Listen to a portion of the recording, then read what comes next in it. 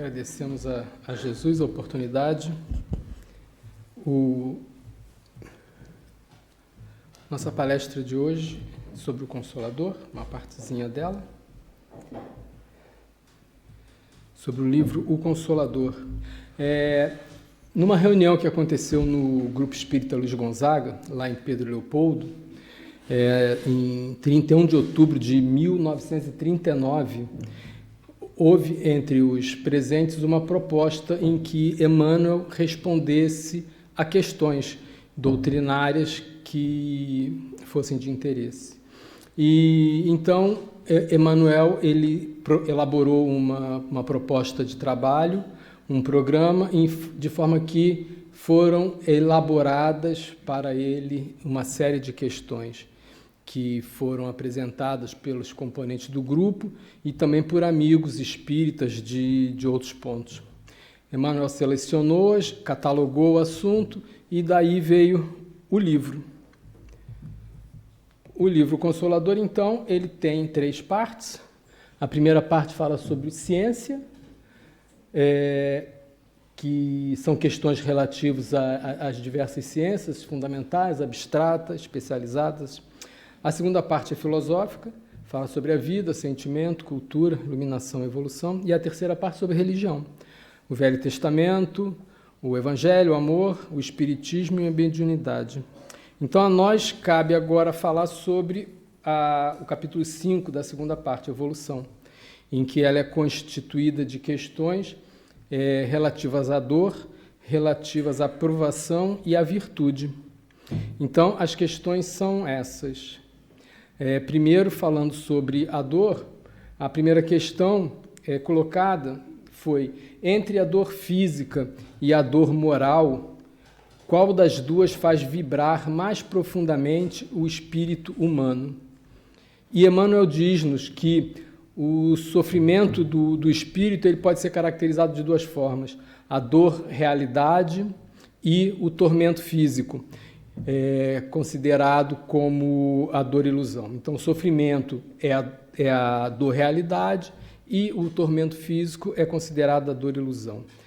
A dor física, ela tem por objetivo despertar a alma para os nossos deveres espirituais, com a vida, conosco e com todos que estão junto de nós.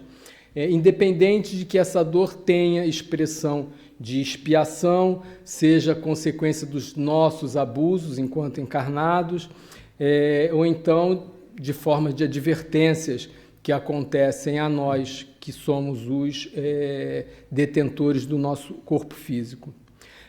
Mas então, assim, a dor física ela é um fenômeno, é caracterizada por um fenômeno, pelo menos Emmanuel nos ilustra dessa forma.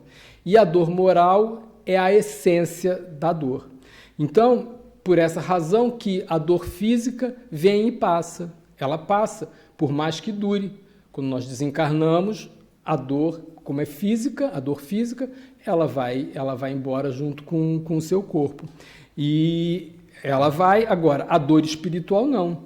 A dor espiritual ela é bastante profunda, que demanda muito trabalho de aperfeiçoamento e de redenção da nossa parte. A questão 240. De algum modo, pode-se conceber a felicidade na Terra? Então, ele nos diz que todos nós temos essa noção de felicidade, né? Ou seja, temos a noção de que a felicidade ela vai acontecer em algum momento, né? Todo ser humano, ele sabe, ele deseja, almeja, né? E ela, de forma completa, ela não pode acontecer enquanto estamos aqui no planeta, né? Porque felicidade é um conceito absoluto, né? Nós vamos ser felizes no fim. Então, o máximo que nós podemos é ter momentos felizes. Nós temos que lembrar que nós ainda estamos intoxicados para conseguir contemplar a grandeza da vida, a grandeza da existência, e por essa razão nós não conseguimos estar felizes. Mas, no entanto, na Terra, que nós, encarnados, é que nós vamos construir as bases para a verdadeira felicidade, através do trabalho e do sacrifício enquanto estamos aqui na Terra, para conseguirmos adquirir as condições para a nossa consciência. A 241, onde o maior auxílio para a nossa redenção espiritual.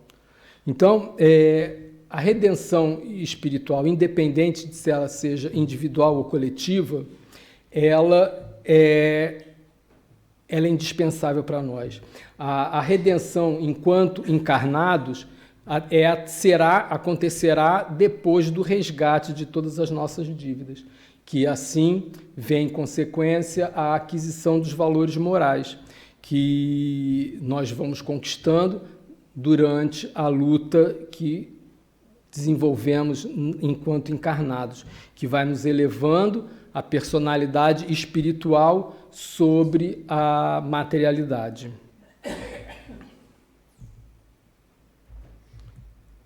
Por que o Evangelho não fala das alegrias da vida humana? Então, o Emmanuel nos diz que as lições que Jesus trouxe enquanto esteve conosco na Terra, ela representa efetivamente a perfeita alegria espiritual. Só que o Evangelho ele não poderia trazer o riso mascarado, o riso humano, o riso mundano, né? Então, a revelação de Jesus, como por exemplo nas bodas de Canaã, exaltando a família, ou então às margens do rio Tiberíades, onde ele traz a sua mensagem para criaturas simples e alegres, elas são cercadas de alegria.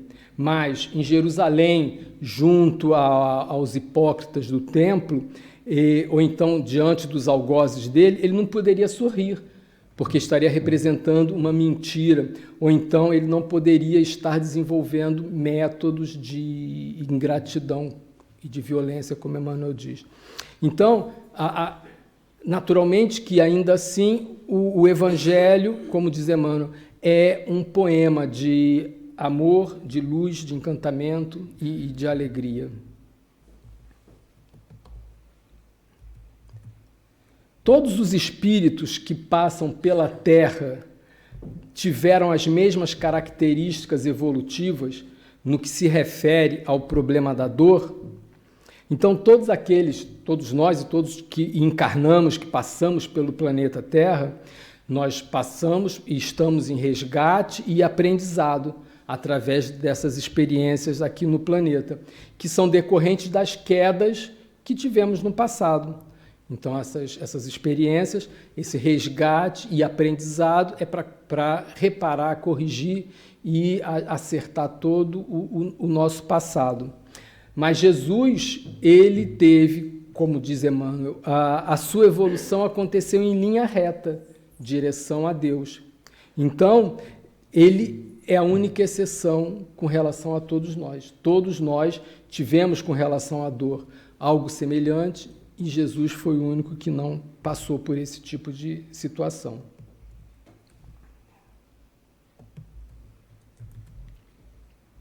Existem lugares de penitência no plano espiritual?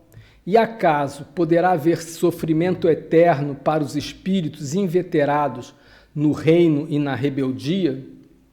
Então, se nós pensarmos na penitência como uma forma expiatória, então existem diversos planos em que acontecem as penitências, os resgates, em função de cada um, em função das possibilidades, das necessidades de cada um. Mas com relação ao sofrimento eterno, é um contrassenso, porque se houvesse um sofrimento eterno, ou seja, seria um sofrimento continuado, né? E nós sabemos que pela lei do progresso isso não pode acontecer. O espírito, ele não pode permanecer no erro e na rebeldia em consequência da lei do progresso. As provas vão se tornando mais difíceis a ponto de que, um determinado momento, todos nós vamos nos movimentar no sentido de progredir. Então, por essa razão, não existe sofrimento eterno, mesmo aqueles que aparentemente estariam eternamente na rebeldia.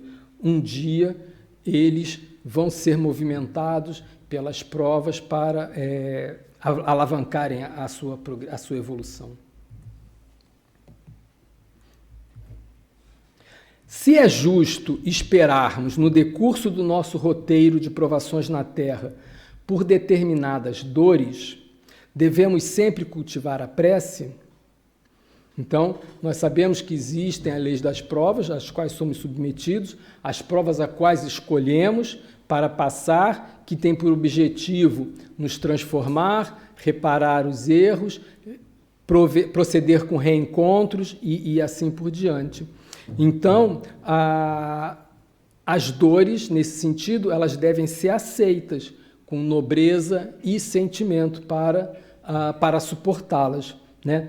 Mas a prece, ela tem um significado que não é de nos libertar da dor, não é nos libertar do sofrimento, não, é para nos fortalecer, é para aumentar a nossa vigilância, é para fortalecer a nossa resistência moral. Então, é justo, é razoável e é esperado que nós façamos as nossas preces, porque elas nos ajudam a fortalecer, nos ajudam a perseverar no caminho em que estamos desenvolvendo para superar a dor e as dificuldades. A seguir, então, vem a provação. Qual é a diferença entre provação e expiação? Então, Emmanuel diz textualmente que a provação é a luta que ensina o espírito rebelde e preguiçoso, a estrada do trabalho e a edificação espiritual. Agora, a expiação é a pena imposta ao malfeitor que comete um crime. Então, essa é a diferença que Emmanuel nos traz. A lei de prova e da expiação é inflexível. Se nós observarmos pela legislação terrena, pela justiça dos homens, nós observamos que existem diversas atenuantes em que aquele que foi condenado pode passar, né? Existe o sursis, existe a progressão de pena, existe uma série de coisas que facilitam o apenado a resgatar a dívida com a sociedade. Por que seria diferente com relação às leis divinas? Né? Então, ou seja, com relação à misericórdia divina, não existe inflexibilidade ou dureza. Então, ela sempre vai haver flexibilidade no sentido de que cada um, em função dos seus atos, eles podem ser, o seu sofrimento, a sua provação, pode ser amenizada, né? Nós temos como um exemplo apenas de Chico, que ele dizia que ele deveria ficar cego dos dois olhos, mas como pelo trabalho que ele executou durante a vida, ele teve uma atenuação e só ficou cego de uma vista só. Então, ou seja, o trabalho, o auxílio, a caridade, sempre é um mecanismo que ajuda a diminuir as nossas provas, né? Como o próprio Chico disse, o bem que nós fazemos é nosso advogado em qualquer sítio. Como se verifica a queda do espírito? Então, todos nós temos, de acordo com a consciência que nós desenvolvemos, nós adquirimos uma responsabilidade relativa, que nos dá uma determinada liberdade de ação. Então, Emmanuel nos diz que são muito poucos aqueles que praticam a rigor todos os deveres morais que ele veio à Terra proposto a cumprir. Então, nesse caso, o não cumprimento, ou que ficou faltando de cumprir a nossa meta, acaba aumentando os nossos débitos. E, ao contrário, se o fizéssemos, eles então iriam nos diminuir. Então, nesse sentido, Deus coloca-nos no caminho, as situações todas pela qual passamos, e muitos de nós não sabemos agir diante delas, apesar de termos escolhido e aceito, e acabamos caindo pelo orgulho, pela vaidade, pela ambição e até mesmo pelo egoísmo. E aí então quebra aquela harmonia do nosso planejamento, e aí voltamos a ter a necessidade de passar por novas experiências, às vezes até mais penosa, para poder estabelecer ou restabelecer o equilíbrio anteriormente proposto. A queda do espírito somente se verifica na Terra. A Terra, como qualquer outro plano, é um plano de evolução, né? Independente do nível evolutivo do planeta, todos eles de alguma forma, campo de evolução. E dessa forma, em qualquer um deles, o espírito pode cair, ele pode repetir erros e tal. Naturalmente que, quanto mais elevado for o plano, mais adiantados serão os espíritos que lá vivem, e, em função desse adiantamento, os riscos de queda, de fracasso, vão diminuindo, porque eles já têm uma conscientização maior, né? Mas que o que motiva a nossa queda está sempre no espírito e não na carne. Então, quer dizer que isso independe se o plano é mais material ou não.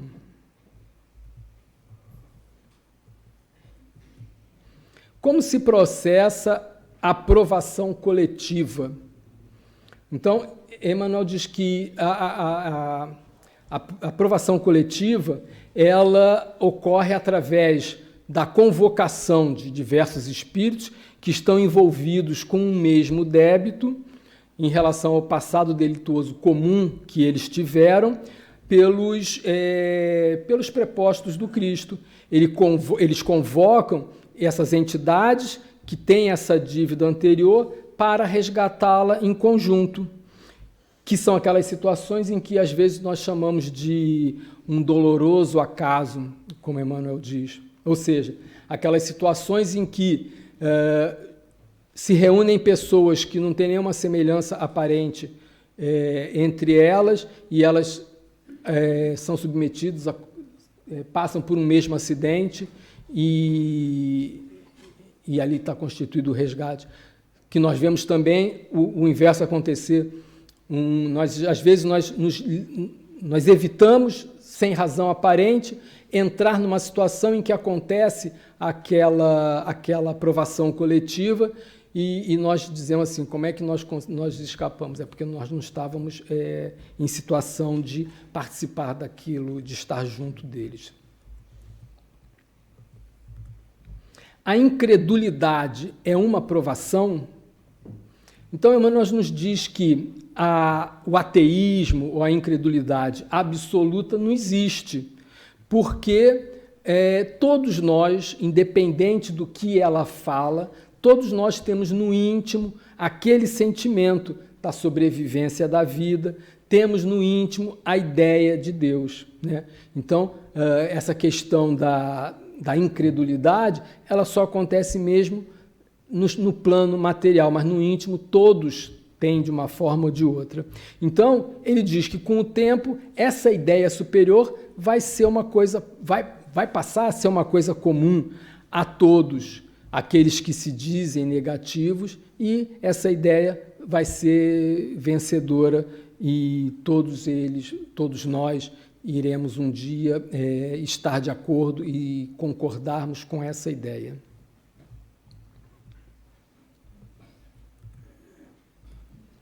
Somente se recebe a ofensa a que se fez jus no cumprimento das provas, e considerando a intensidade dessa ou daquela provação, poderá alguém reencarnar fadado ao suicídio e ao crime?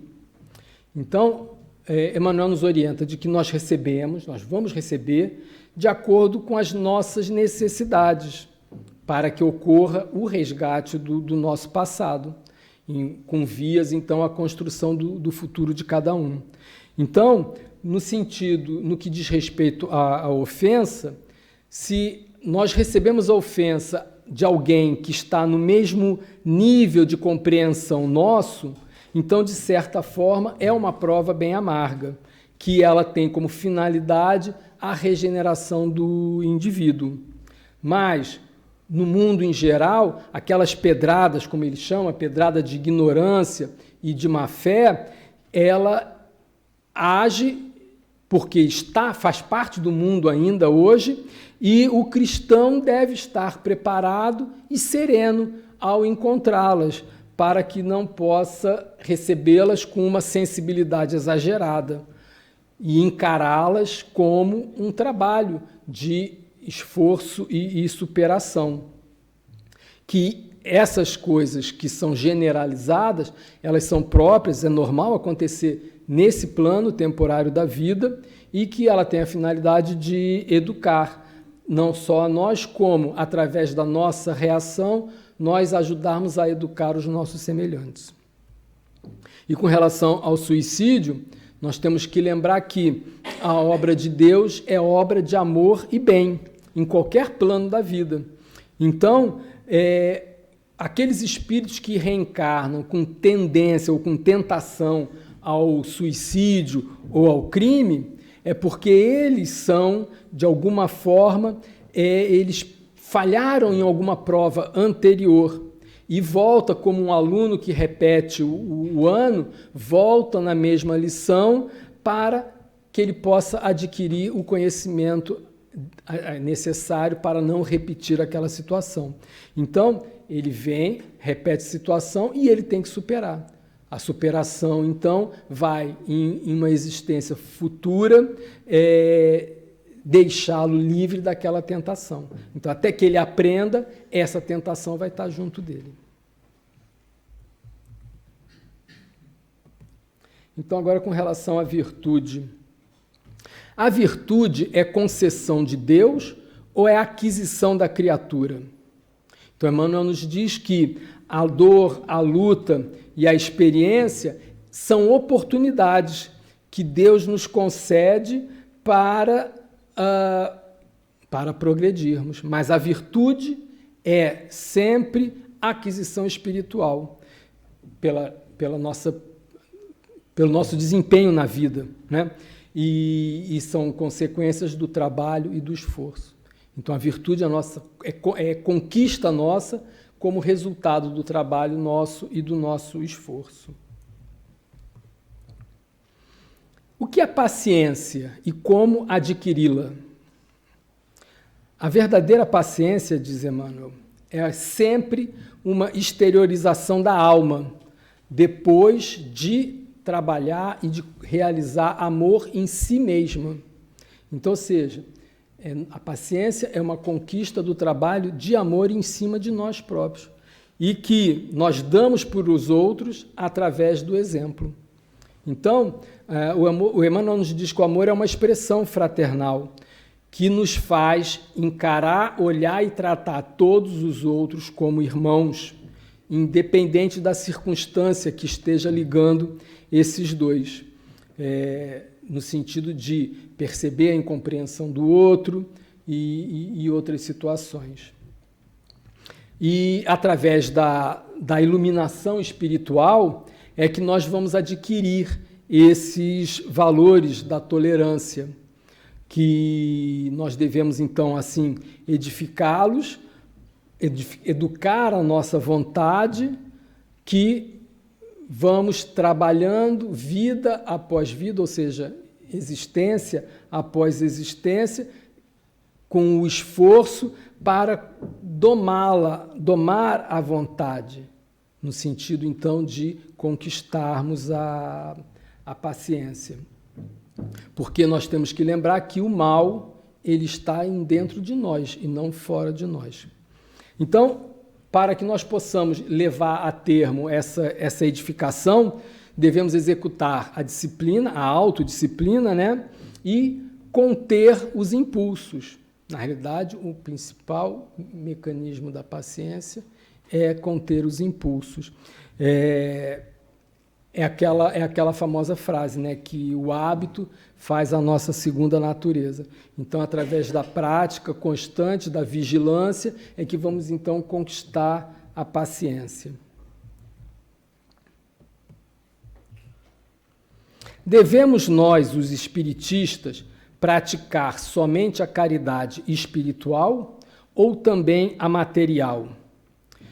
Nós sabemos que um dos pilares da doutrina espírita é que fora da caridade não há salvação. E isso, por si só, já fala muita coisa que não precisaríamos comentar muito mais. Porque todo trabalho de caridade desinteressada funciona como um reforço divino no estabelecimento da fraternidade entre todos os seres humanos e também na redenção do ser humano, né? Nós observamos, nós conhecemos os trabalhos de caridade dessa casa, por exemplo, ou no mínimo, nós vemos que o quão de benefício que trazemos às outras pessoas. Então, ela ajuda não só aquele que a pratica, como aquele que a recebe. Então, agora, nós, os espíritas, devemos compreender que o mais importante é a iluminação interior do homem, ou seja, a caridade, independente de ser espiritual ou material, ela tem que, por princípio, iluminar o homem interiormente. Então, esse que é o objetivo primordial da caridade. Então, dessa forma, a caridade material, ela só vai alcançar a função divina, vamos chamar assim, se ela promover a espiritualização do ser humano, né? Elevando os seus valores, reformulando os seus ideais. Então, esse então é o principal objetivo. Nós não podemos fazer a caridade material, por exemplo, simplesmente como, entre aspas, uma utilidade, né? Nós temos que, através da caridade material, promover a espiritualização do ser humano.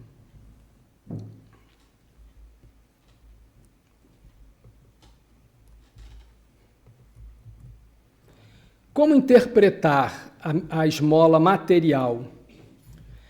Então, Emmanuel nos diz que o pedido, né, de providência material, ela tem uma determinada utilidade, como resultado da lei de equilíbrio, que atua, então, entre as trocas que existem na vida terrena, né? Então, a esmola material, contudo, ela é um índice de ausência de espiritualização. Pode ser um contrassenso, mas se nós pensarmos bem, isso faz sentido o que ele nos diz. Por quê? Porque o dar a esmola de certa forma, pode ser encarada como uma forma de dispensar. A pessoa dá o que ela tem de extra, o que ela tem sobrando, né? E uma sociedade que seja mais justa, não poderá haver ninguém que tenha a necessidade de pedir.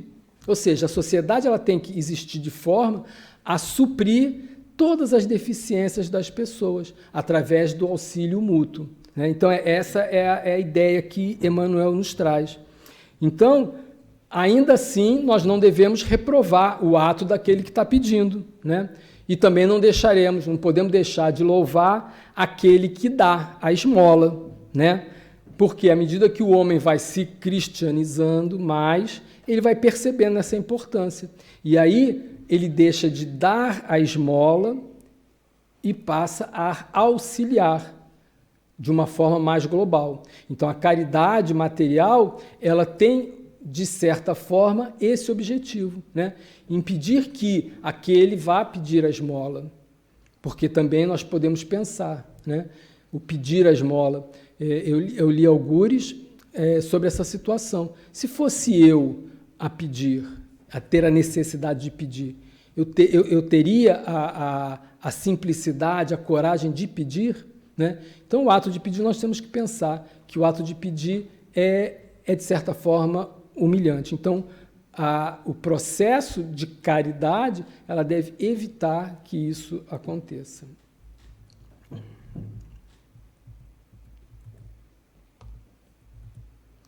A esperança e a fé devem ser interpretadas como uma só virtude? Emmanuel diz que a esperança é a filha dileta da fé. Então, ambas, a fé e a esperança, estão uma para a outra. Da mesma forma que a luz que os planetas refletem para nós, elas na realidade estão refletindo a luz do Sol, né?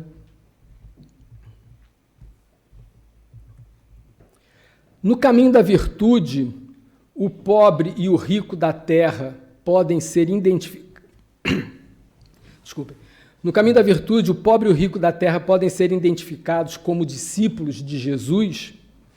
Então, Jesus, ele dá esse título de discípulo aos homens de boa vontade, independente da sua classe social, da sua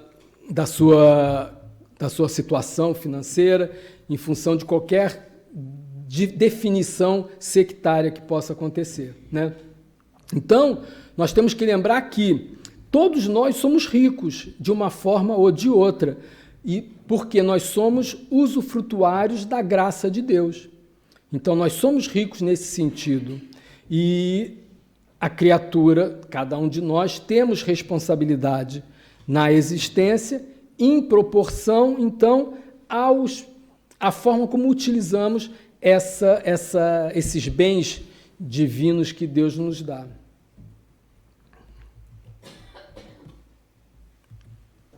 No que se refere à prática da caridade, como interpretar o ensinamento de Jesus?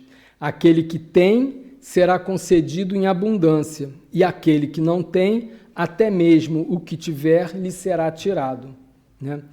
Então, como todas as declarações de Jesus, elas têm uma luz oculta, né? Ela tem um significado.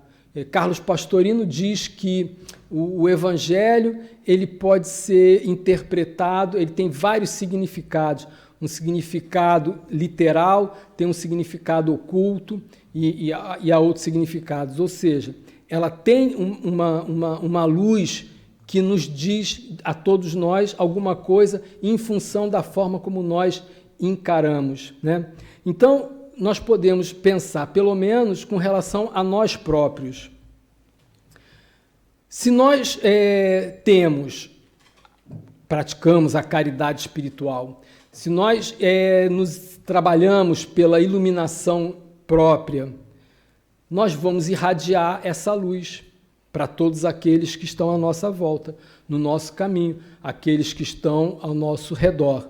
Então, nesse sentido, mais nós vamos receber das fontes divinas para que, ou em consequência de, nos valorizamos mais ainda. E aí vamos poder trabalhar mais intensamente na iluminação e assim distribuir mais e mais, né? Agora, ao contrário, aqueles que, recebendo essa irradiação divina, nós deixarmos de lado, em função das coisas da vida, sem preocupação, sem interesse nos nossos deveres, nos preocuparmos com as sensações efêmeras da existência durante a Terra, nós vamos contrair novas dívidas. E aí nós vamos afastar de nós essas possibilidades de iluminação e vamos deixar para o futuro, para que isso aconteça depois e, em função de não trabalharmos no presente, nós vamos então deixar para o futuro, através de experiências mais difíceis e mais dolorosas, para então conseguirmos conquistar. Então é nesse o sentido que Emmanuel diz. Então essas são as 21 questões desse capítulo, Evolução, né? Algumas são até difíceis de falar, de tão diretas que elas são, de tão claras que elas são. É como se fossem repeti-las. E nós observamos que ela, ao mesmo tempo, elas têm uma significação tão importante e que, se nós lermos com o verdadeiro interesse, como ele diz aqui nessa última questão, trabalharmos essas coisas na própria iluminação, nós temos ferramentas aí a nosso dispor para que possamos sermos mais felizes na vida presente, conquistar novos fatores para o futuro. Então, que Jesus possa nos abençoar e que possamos estar sempre cientes dessa riqueza que Deus nos dá para progredirmos, e a todos vocês e a todos nós que convivemos e que nos auxiliamos de uma forma ou de outra. Graças a Deus.